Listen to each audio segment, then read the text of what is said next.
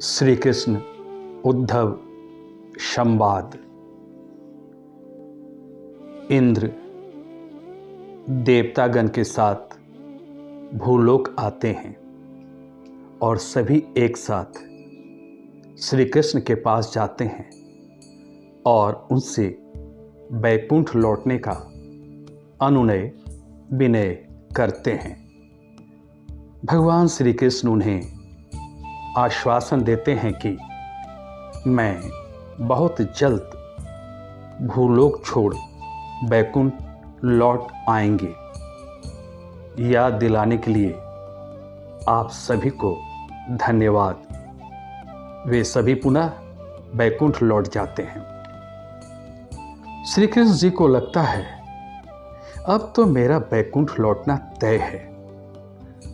उद्धव भैया जो उम्र में मुझसे थोड़े बड़े हैं, हमेशा मेरे साथ एक सारथी के रूप में रहते हैं। इतने के बावजूद भी उन्होंने मुझसे ना तो कोई इच्छा जताई और ना ही कोई वरदान मांगा।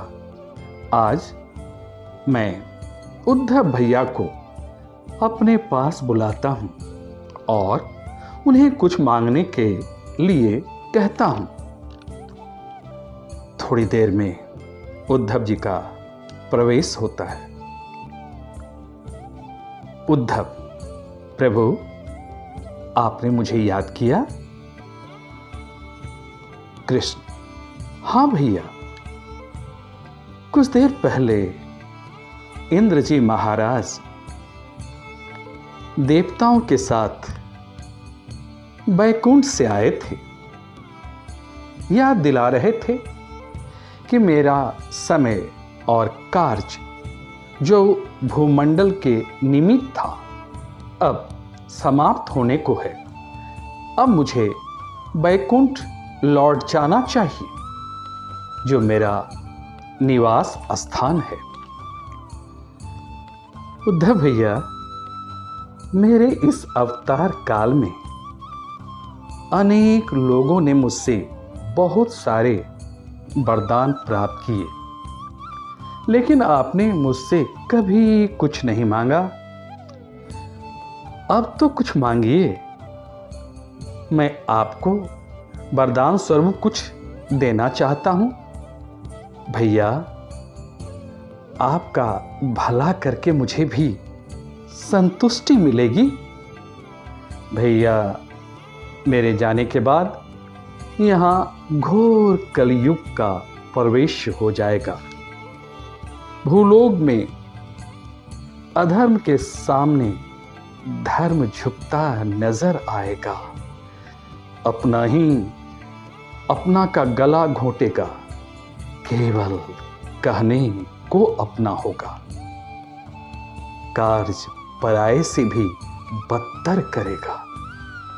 इंसान के जीवन में ऐसा समय आते रहेगा जब वो अपनी इंसानियत पर पछतावा करते रहेगा। उद्धव, भगवान महाभारत के घटनाक्रम में अनेक ऐसी बातें हुई जो मैं समझ नहीं पाया। कुछ जगह आपके उपदेश कुछ और लगे और आपके व्यक्तिगत जीवन कुछ अलग प्रतीत होता रहा। कृष्ण भैया, क्या मेरी कथनी और करनी में फर्क दिखाई पड़ा? उद्धव, हां प्रभु। कृष्ण, तो भैया उन कारणों का निवारण कर लिया जाए। उद्धव, हे प्रभु, पहले मुझे यह बताइए कि सच्चा मित्र किसे कहते हैं? कृष्ण,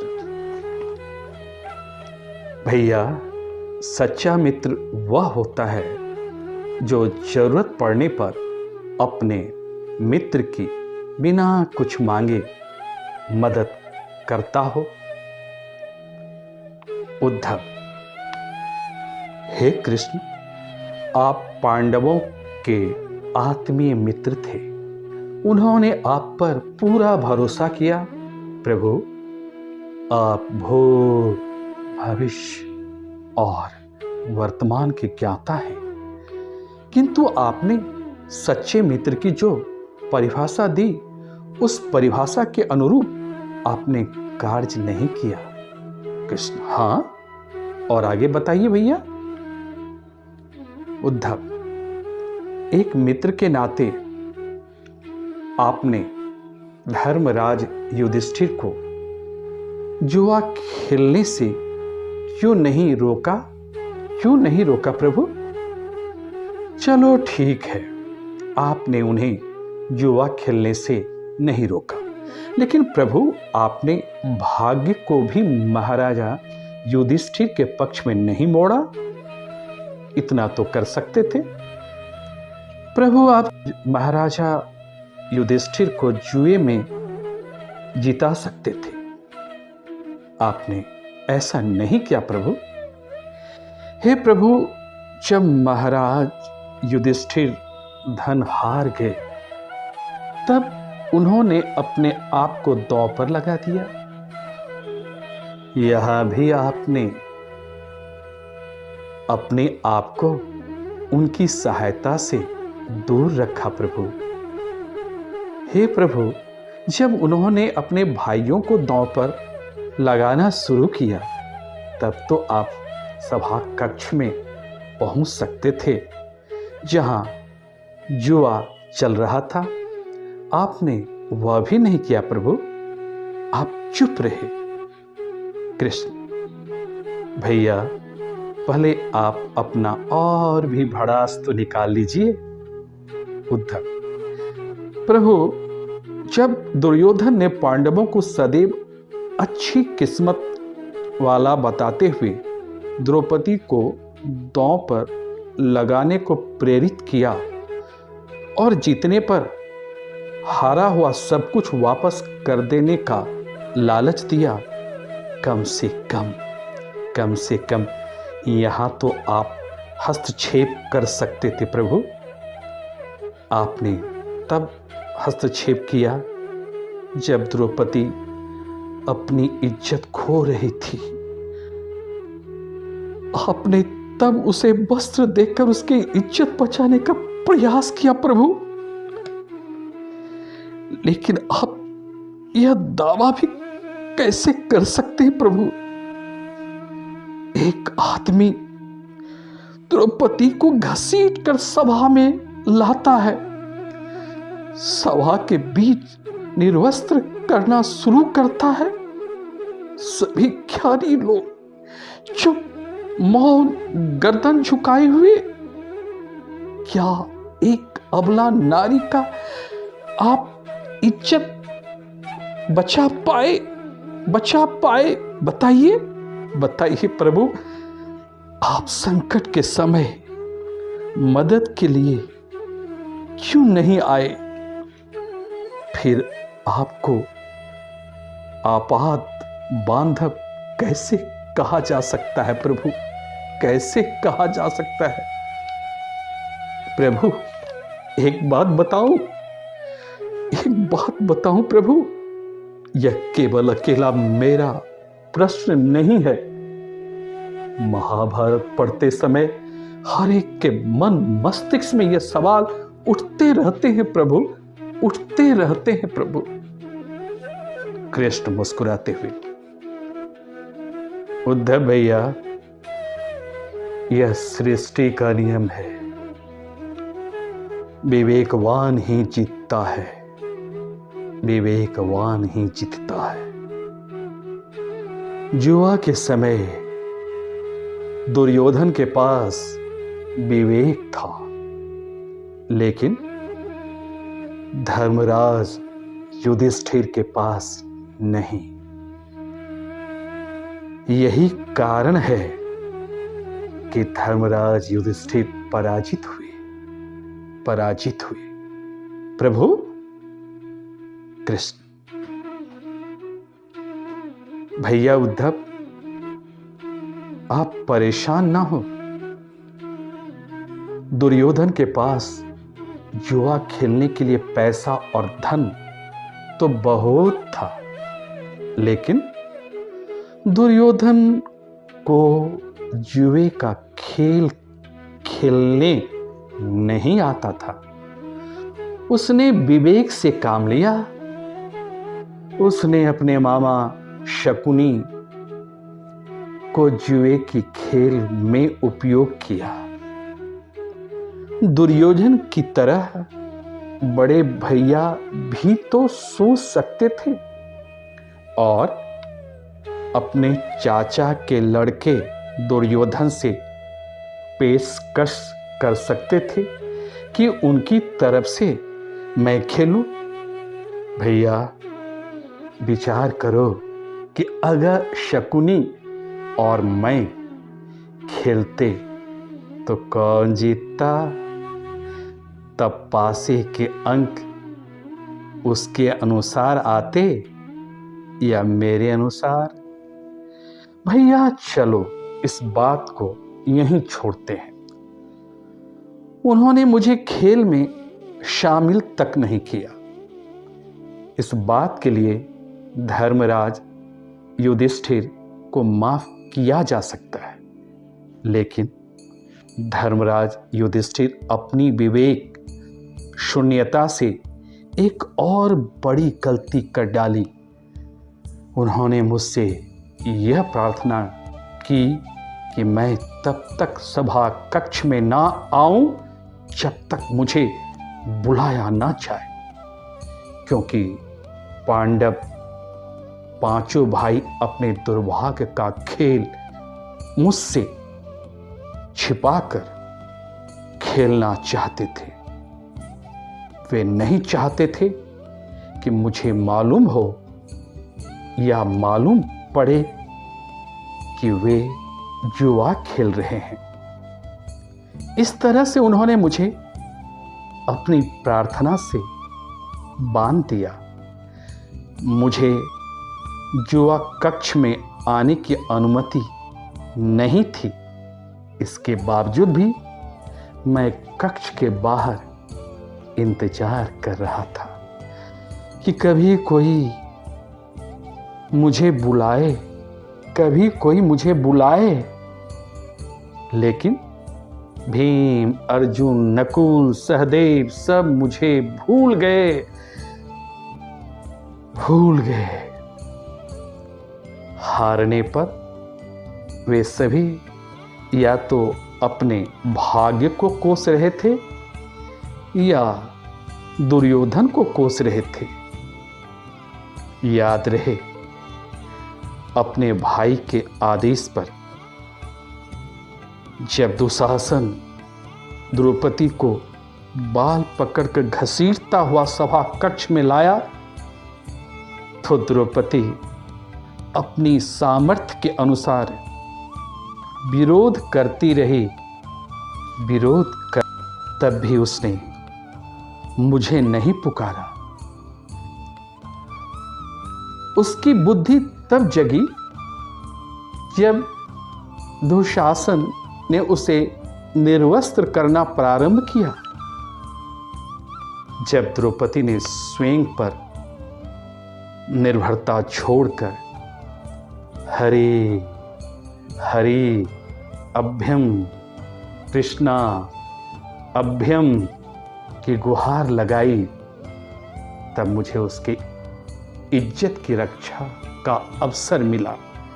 तब मुझे उसके इज्जत की रक्षा का अवसर मिला।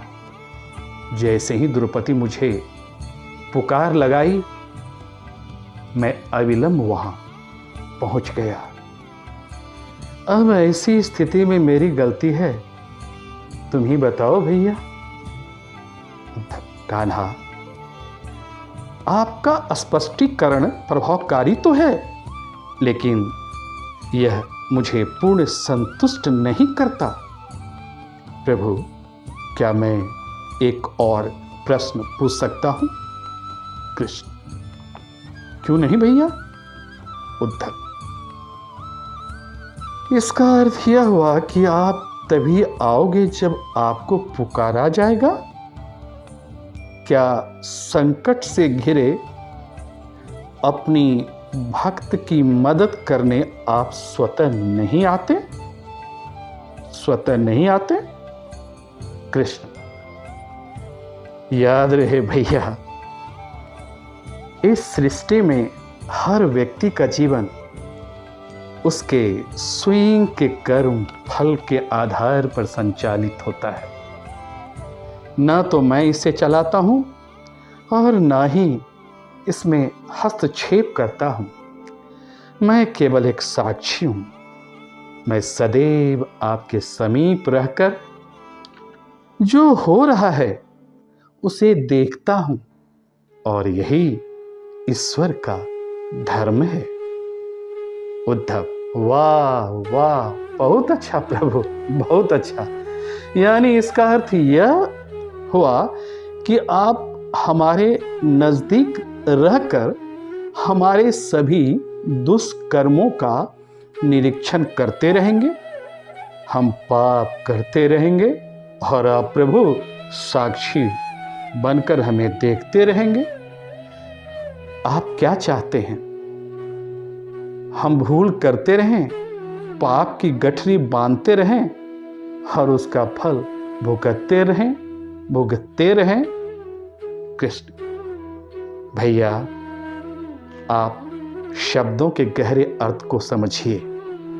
जब आप समझकर अनुभव करेंगे कि मैं आपके नज़दीक साक्षी के रूप में हर समय हूं, तो क्या आप कुछ भी गलत या बुरा कर पाएंगे? आप निश्चित रूप से कुछ भी बुरा नहीं कर पाएंगे, कुछ भी बुरा नहीं कर पाएंगे भैया। जब आप सभी भूल जाते हैं या आप सभी भूल जाते हो और ऐसा समझने लगते हो कि मुझसे छुपाकर आप सभी कुछ भी कर सकते हो, तब आप सभी मुसीबत में फंसते हो। आप सभी मुसीबत में फंसते हो। धर्मराज युधिष्ठिर का अज्ञान भी यही था। उसने यह मान लिया कि वह मेरी जानकारी के बिना जुआ खेल सकता है। अगर वह पांचों भाई यह समझ लिया होता कि मैं प्रत्येक के साथ हर समय साक्षी के रूप में उपस्थित हूं, तो क्या खेल का रूप कुछ और नहीं होता? उद्धव, हे प्रभु, कितना गहरा दर्शन है, कितना महान सत्य, कितना महान सत्य है। प्रार्थना और उपासना से ईश्वर को अपनी मदद के लिए बुलाना महज हमारी पर भावना है। हम ईश्वर को अपना नहीं दूसरा समझने लगते हैं। हम ईश्वर को अपना नहीं दूसरा समझने लगते हैं।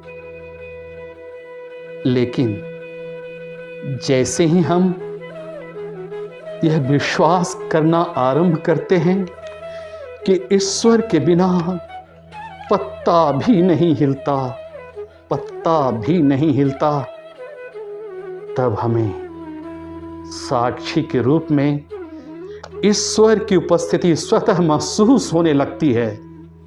स्वतः लगने लगता है कि प्रभु हमारे साथ है। लेकिन गलती तब होती है जब हम ईश्वर की उपस्थिति भूलकर अहंकार में डूब पाप करते चले जाते हैं, यह सोचकर कि मुझे कोई देख ही नहीं रहा है, कोई देख ही नहीं रहा है। हे प्रभु, हे प्रभु, सच कहता हूं, अब मुझे ज्ञान हुआ कि आप कण कण में समाये हुए हैं। आप कण कण में समाये हुए हैं। आप कृष्ण कहाँ नहीं हैं? आप हर जगह विद्यमान हैं। आप हर जगह विद्यमान हैं। समझने वाला आपको समझता है, ना समझ आपको समझता ही नहीं है। जय श्री कृष्ण। यदि वीडियो पसंद आई हो तो लाइक और सब्सक्राइब करना ना भूलें।